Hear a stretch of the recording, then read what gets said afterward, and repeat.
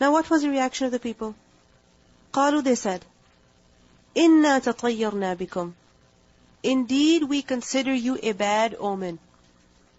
We consider you a source of bad luck. You're a bad omen, a source of bad luck for us. If you notice how it's going back and forth. The messenger said very nicely, politely, we are messengers to you. The people said, you're liars. The messengers, they became a bit firm in their response. How? That إِنَّا إِلَيْكُمْ لَمُرْسَلُونَ رَبُّنَا يَعْلَمُ وَمَا عَلَيْنَا إِلَّا الْبَلَاغُ الْمُبِينَ. They became a bit firm. And the people, they became more harsh in their rejection. And you can see their harshness in this ayah. That they said, إِنَّا تَطَيَّرْنَا بِكُمْ. We consider you a bad omen. تَطَيَّرْنَا from the root letters. طَيَّرَ. طَيْر. What does طَيْر mean? Bird. And the Arabs, they would use birds in order to make decisions. Right? Whenever they were confused concerning a matter, what would they do? They would make a bird fly. If the bird flew to the right, they would do it. And if the bird flew to the left, they would not do it. So, the flying of the bird to the right meant good luck. And the flying of the bird to the left meant bad luck. Okay? So from this, the word tatayyur, ittayyara, tatayyara, it was used for something that is a source of bad luck, bad omen. Okay? And it's not just limited to the flying of a bird, but anything that happens. Like for example, people today also have many superstitions, such as if a black cat passes by from front of you, then don't go. It's a source of bad luck. Right? So people have many beliefs. And the Arabs also, they would do things like this. So they said, إِنَّا تَطَيَّرْنَا بِكُمْ. We consider you an evil omen. We consider you a source of bad luck for us. Why did they say this to the messengers? Why? Why do you think so? Did the messengers really do anything harmful? All they did was they just said to the people, إِنَّا إِلَيْكُمْ لَمُرْسَلُونَ. What was the bad luck in that? What was the harm in that? What was the harm that the people suffered because of that? Why did they say this? Think about it. Because the message that the messengers brought, it required change from the people. Right? And many times people don't like that. When people reject the messengers, then what happens? Allah subhanahu wa ta'ala inflicts them with some difficulty. Why? So that they can turn to Allah. They can realize that what they're doing is wrong. So when the people suffered the consequences of their disbelief, what did they say? To the messengers, we consider you an evil omen. You've brought a lot of evil to us.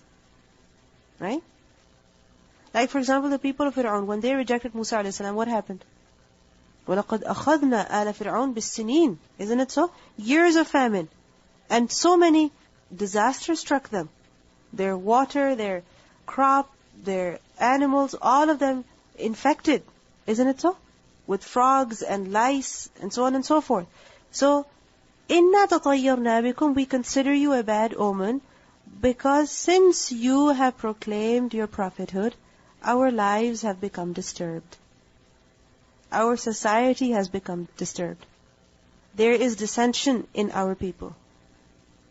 Our unity has gone. Just as the Prophet ﷺ, when he proclaimed his prophethood, what happened? There was unrest in the people. Isn't it so? Some wanted to believe. Some were confused. Some rejected. Everything was normal. And all of a sudden, the society was disturbed. So, إِنَّا تَطَيَّرْنَا بِكُمْ. And they threatened the prophets. لَإِلَّمْ تَنْتَهُ. Surely if you do not stop, from this tabligh of yours, from your balagh, لَإِلَّمْ تَنْتَهُ لَنَرْجُمَنَّكُمْ. Surely we will definitely stone you. We're going to stone you. لَنَرْجُمَنَّكُمْ from ra, jim, mim. Rajim. What does rajim mean? To stone someone. To hit them, to pelt them with stones, with rocks, so that they will die. لَنَرْجُمَنَّكُمْ, we'll kill you by stoning. وَلَيَمَسَّنَّكُمْ مِنَّا عَذَابٌ أَلِيمٌ, and surely it will definitely touch you from us a painful punishment. Meaning, don't doubt it. We're very, very serious. We are definitely going to afflict you very painfully if you do not stop what you're doing. Now, if you think about it, this was such a severe life threat. Isn't it so? We're going to stone you. We're going to kill you. We're going to afflict you with a painful torture. Up until now, they were just rejecting. But now, they became extremely violent and harsh. Isn't it so? But if you think about it, what was a crime that the messengers had committed? What was a crime? After all, what was it? Just simply, inna ilaykum la mursalun. But look at the way that the people are reacting. The messenger simply called people to Allah. And look at the way the people are reacting. So harshly, so violently. Why? Because they did not like the message. They felt threatened. And they were too arrogant to accept. When there's pride, then a person finds it extremely difficult to accept the truth. And he will do anything.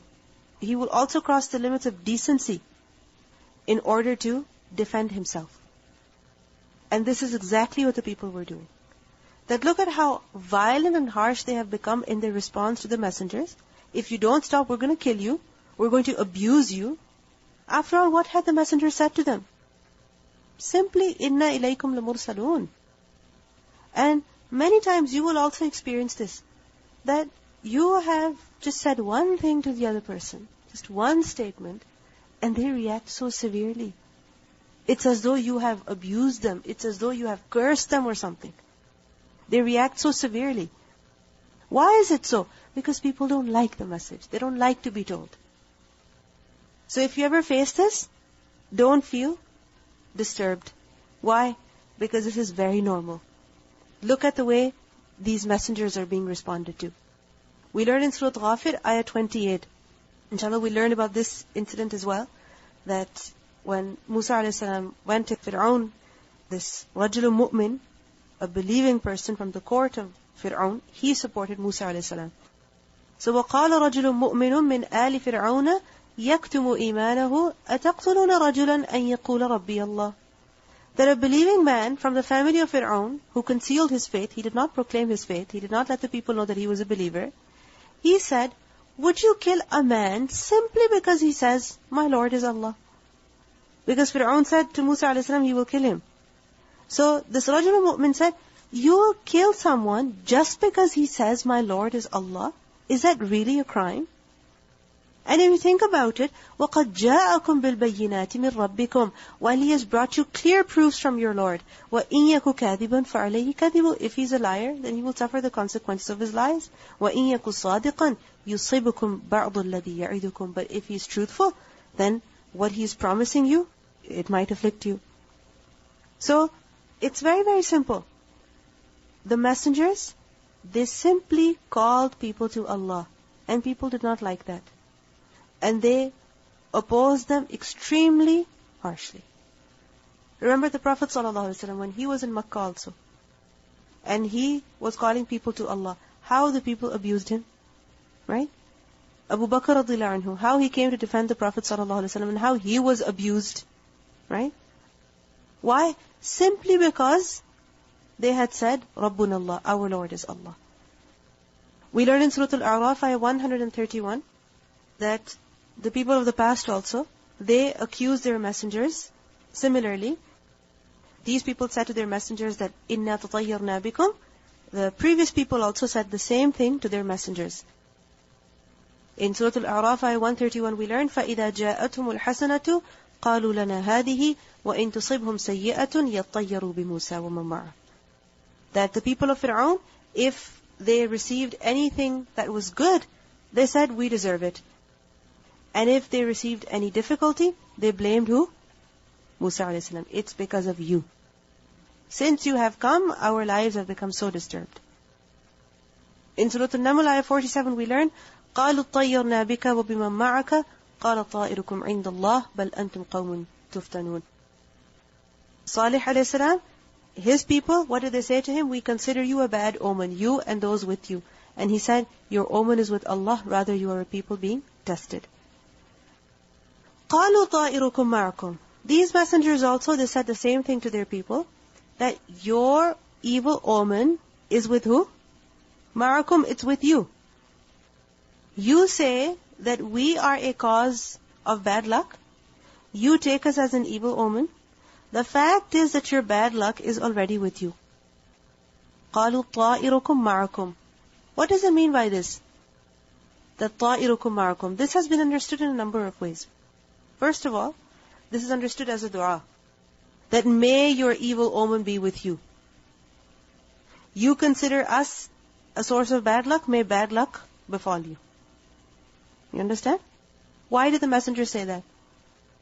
As a punishment for your disbelief.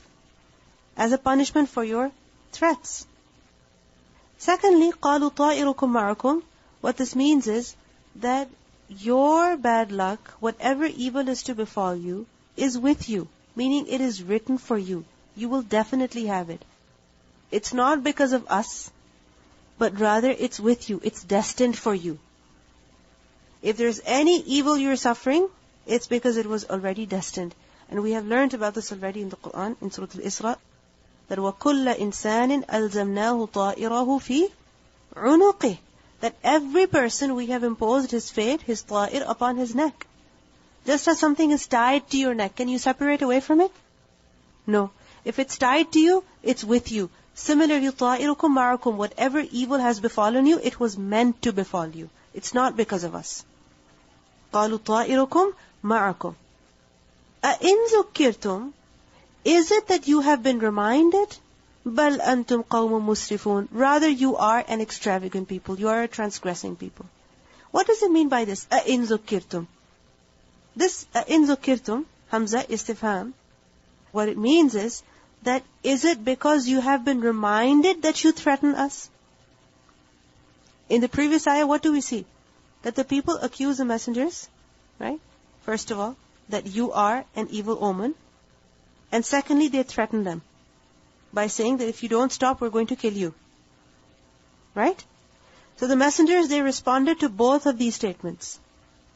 Accusation, they said, طَائِرُكُمْ مَعَكُمْ. As for the threat, what did the messenger say? أَإِن ذُكِّرْتُمْ. Are you threatening us simply because you have been reminded? Is that really a crime that we have committed? Is tazkir really a crime that you are threatening to kill us? أَإِن ذُكِّرْتُمْ. You understand? That is it that you have been reminded that you threaten us so severely? بَلْ أَنْتُمْ قَوْمٌ مُسْرِفُونَ. Rather, the reality behind your disliking us, the reality behind your threatening us, is that you are a people who are musrifun. Musrifun, plural of musrif. Who is musrif? One who exceeds all bounds. He does not care about what the limits are. He exceeds the bounds. So, بَلْ أَنْتُمْ قَوْمٌ مُسْرِفُونَ. You are an extravagant people, excessive people, transgressing all bounds in what? In opposition, in hostility, in disbelief, in different ways. You are musrifun. Now we see over here that the messengers, they were threatened very harshly. Just imagine somebody tells you, we'll kill you. Just imagine. How would you feel? And they're saying very clearly, look at the way the people are saying this, that وَلَا يَمَسَّنَّكُمْ مِنَّا عَذَابٌ أَلِيمٌ. لَا يَمَسَّنَّكُمْ. Look at the tawqeed, the emphasis. That don't doubt at all, we're very serious. We're going to kill you or we're going to punish you very severely. You better stop. Don't we feel worried? We feel so worried, we feel so frightened, and immediately we give up. But look at the messengers, they did not give up, right? They did not stop what they were doing. They did not fall weak. They remained firm. They remained strong. You understand? This is something very, very important. When can a person do this? that no matter what threat he faces, he stays firm. When can he do it?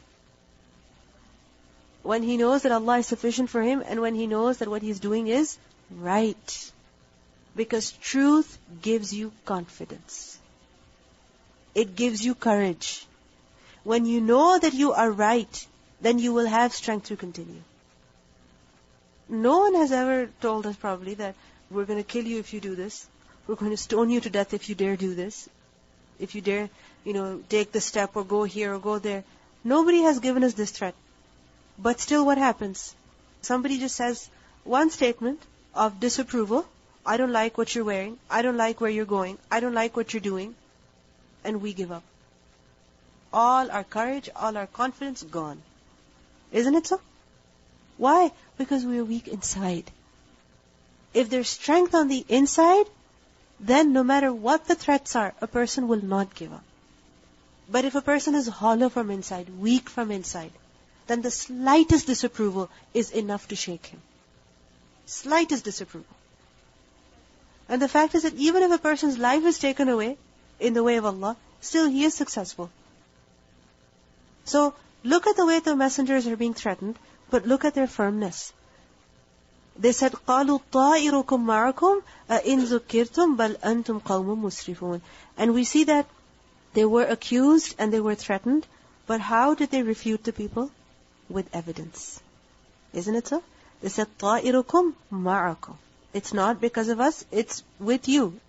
It's destined for you. They didn't say, oh, you're liars. They didn't say, oh, stop abusing us. They didn't say, stop threatening us. Look at how calmly the messengers are responding. They did not create a fuss. They are not behaving emotionally, irrationally. They're so calm in their response. And what happens with us? Somebody says one remark to us and we start crying. We start wailing. We start calling one person and we start calling another person. And we say, maybe we should call the police and maybe we should do that and maybe we should just leave and maybe we should go there. Why? Because there is no strength on the inside. When a person is strong inside, what does it mean? He turns to Allah. He turns to Allah. He seeks help from Him. He takes support from Him. He doesn't need to turn to people then. He remains calm in the most difficult situations as well. أَلَا إِنَّ أَوْلِيَاءَ اللَّهِ لَا خَوْفٌ عَلَيْهِمْ وَلَا هُمْ يَحْزَنُونَ. Isn't it so? That the awliya of Allah, no fear upon them, they do not grieve. Why? Because they are turning to who? To Allah subhanahu wa ta'ala.